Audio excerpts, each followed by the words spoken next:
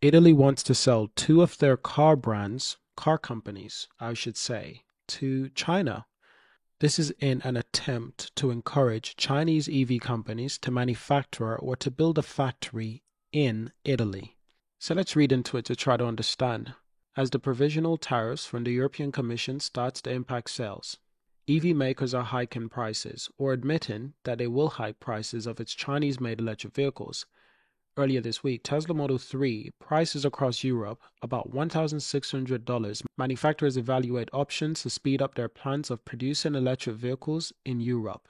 MG, which is owned by Chinese group SAIC, they will face a potent of 37.6% tariffs and has hinted last week that it might increase the price at a later stage. Geely would face duty on 19.9%, while the giant brand BYD will face 17.4% tariffs.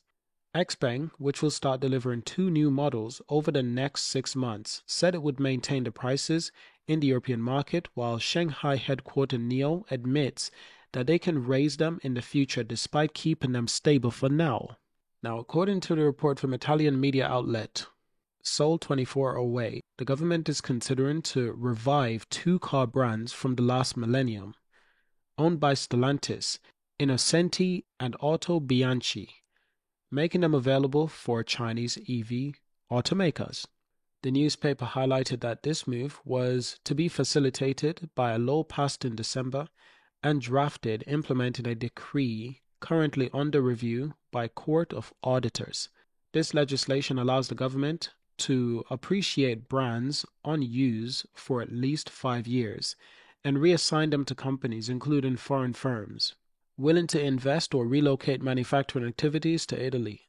Now, that would be fantastic. Italy is in the European Union, and the country of Italy is actually very important to the European Union economy. So when you're looking at a wider scale, this is actually a genius plan by Italy. And I would be very, very shocked if there's not a bidding war for these companies already. Because just an opportunity to own another European brand and to move your manufacturing hub or to open up a manufacturing plant or facility in Europe, in Italy, that could actually be very beneficial for Chinese automakers. So I would see this as a brilliant idea by Italy, and this should be a welcome idea for Chinese companies.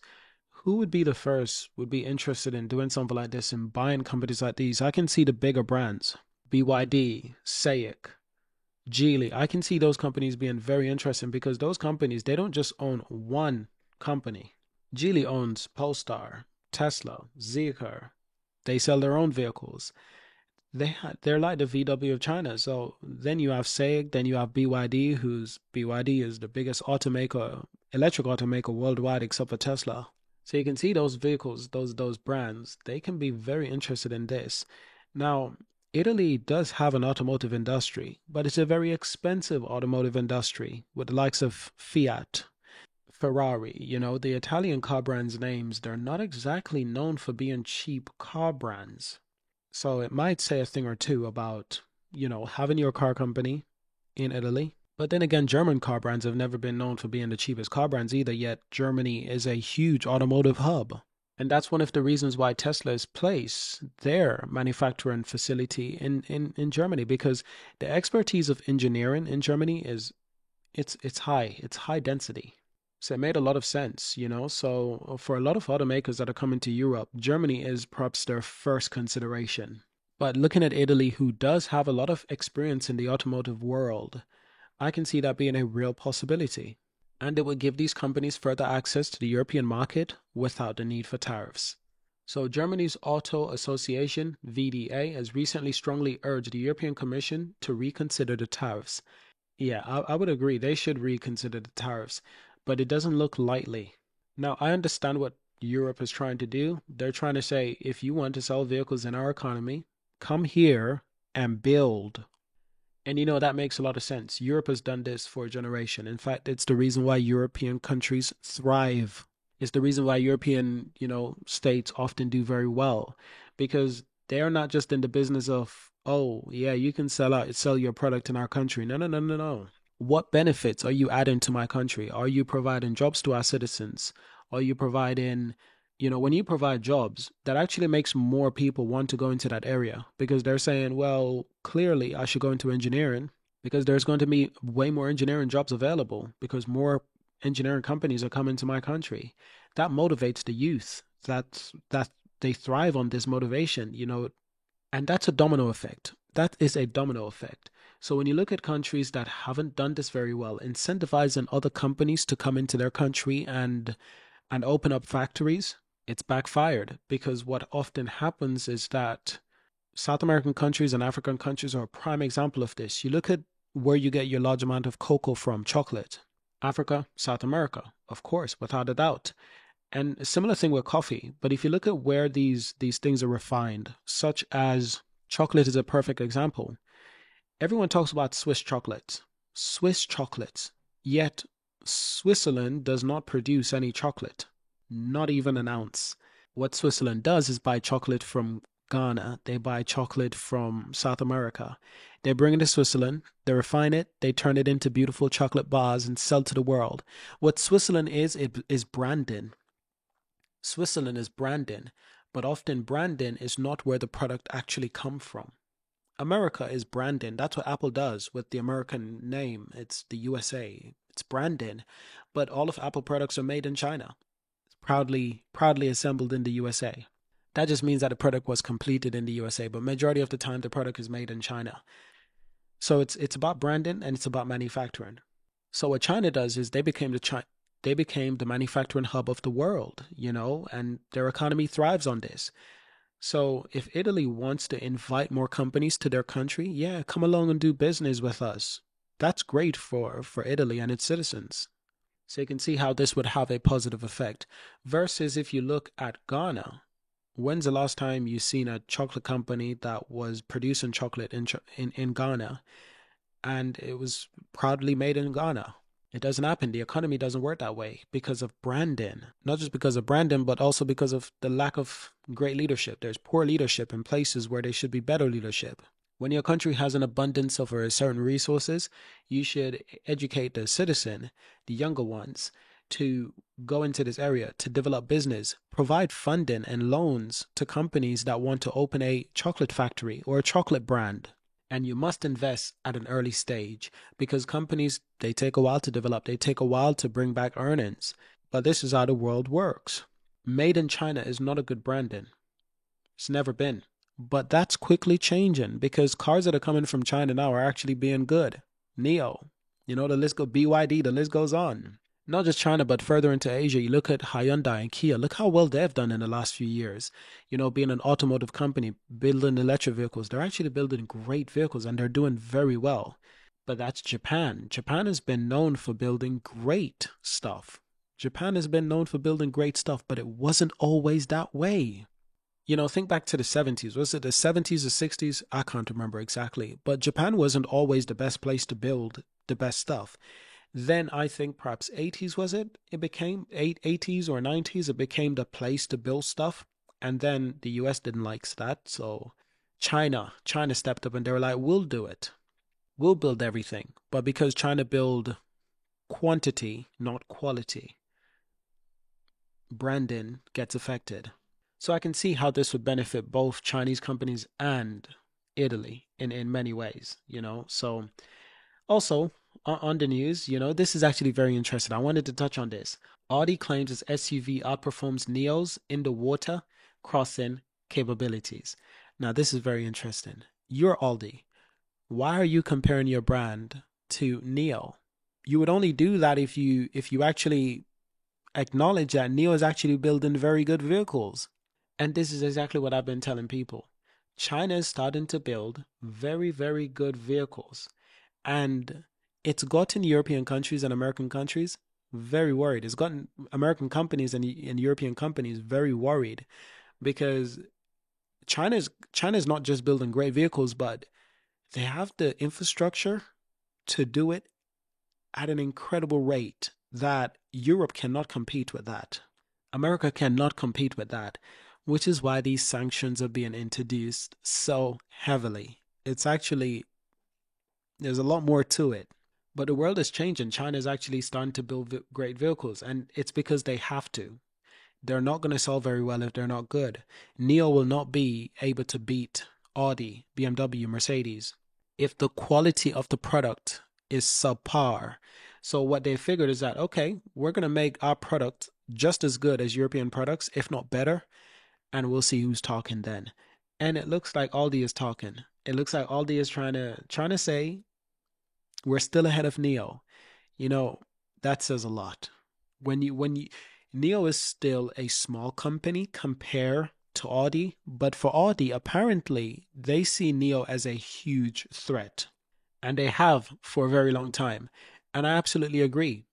I'm guessing the people at Audi, the execs, I'm guessing they've been inside a NIO vehicle. They've driven NIO vehicles. Like I did when I've been inside a NIO vehicle, I realize this company is the future. There was something about it that was premium but affordable, simplistic, beautiful, functional, mesmerizing. There's something about NIO vehicles that got me captivated. I'm actually in love with the NIO ED5. And I have a feeling it's got me excited and it's got these companies worried. Because for a very long time, there was no one to compete with Audi, BMW, and Mercedes except for themselves. There was no one to compete with them. There was no one to compete with Porsche. That's changing. That's changing really rapidly. So the electric vehicle, so the EV competition in China has been increasing over the last months. Well, it's been increasing over the last years, with the German legacy automaker having a tough time to increase or even maintain the demand for their cars. And they're noticing that they have fallen demands in China because of NIO, because of BYD, because of, Geely, these other brands that are building great vehicles. They're noticing that if these vehicles come to the US, if they come to Europe, they're in problem. Audi is in problem. The market is going to get very interesting. So the Volkswagen Group reported that Porsche Chinese sales in the first half of the year crashed 33% from 2023. Audi has started to promote its Q5L SUV, highlighting its capabilities to safely navigate through water up to depths of 500 millimeters. The advertisement positioned the Audi Q5L as having the highest weight and depth capability when compared to premium SUVs from NIO, BMW, and Mercedes. That's literally what I just said. For a long time, there was no one to compete with Audi, BMW, and Mercedes until NIO came along and said, I'm going to take a big slice of that market. NIO is in it. NIO is in it. This is the comparison, by the way. It's a comparison that was obviously, you can see it's written in Mandarin. So this advertisement is clearly targeted to the Chinese market without a doubt. But the simple fact that it's, those vehicles that are listed, the Mercedes GLC, the BMW X3, the NIO ES6, and the Audi Q5L. That's what I want to see. I like to see it when other automakers are worried, because this continues to prove that Chinese EVs are actually getting a lot better in quality. And they've been able to do this because they've been allowed to do this. And I'm happy that, because NIO is doing great things. So in comparison, the sales from the competitors, Porsche Macan, BMW X4, Audi Q5L Sportback, and the Mercedes GLC Coupe stood at 2,686 units combined. Wow. Wow. Can you imagine that? Now for NIO, it's over 3,000. For NIO EC6 is over 3,000. And I get that, because obviously the cars that the European brands are making, these are all European brands. Porsche, BMW, Mercedes, Audi, they make cars for the European audience. And NIO has learned from that and say, we can make cars for European audience too, but we can also make these cars beloved by our own citizen in China. And this is what NIO is doing, and I'm glad they're doing this, because it's working to perfection. Honestly, what I want is for them to build their factory in Europe and their factory in the US, perhaps Mexico. Now, this is my NIO board, NIO at $25. Real possibility. I just put $25 there because I know it's a real possibility. But here are some of the things that I want to see from NIO in the next few years. For one, an announcement, a plan, initiative to build factory in Europe and America. This is America continent. The second car brand, you know, bringing those brands to Europe. It's already been unveiled, but yeah, so this is already a reality. The third car brand, Firefly, is on the way. So that's also a guarantee. And 500,000 units annually is also a guarantee for NIO in the near future, 2, 3 years down the line. However, what I haven't heard much about is the plans to build factories in Europe and America. Now, with the amount of funding that these Chinese companies that are getting, this shouldn't be much problem for NIO, BYD, SAIC, Geely. This shouldn't be a problem to build EV factories in Europe and the US for their various brands. Because remember now, NIO will have 3 brands: NIO, Firefly, and Onvu, and perhaps even more. They'll probably create more brands. So the sky is the limit, but I want to see factories being built in different places in the world. Because as you can see, when you can be affected by tariffs, you know, Tesla has a factory in Germany, but even Tesla is being affected by tariffs. Why? A lot of the cars that Tesla build in China, they actually ship them to Europe, and they actually ship them to Africa. They actually ship them to further into Asia and the Middle East. Now, European customers do not know that their cars are being built in China. Like I said, it's about branding. They think, oh, it's an American brand. It's probably built in America or Germany. No, it's a lot of those cars that Tesla sells in Europe. It's built in China, and the NIOs are just as good, if not better. So when people say Polestar is a Chinese company, apparently Apple and Tesla is also a Chinese company. Just any company that builds cars in China is a Chinese company now, apparently. VW builds cars in South Africa. Does that mean that VW is a South African company now? I don't know. The world is strange, but it's also hypocritical. That's where we'll end this video. Thank you for watching. Subscribe to see more. Leave a like, leave a comment. And I'll see you in our next video. Peace.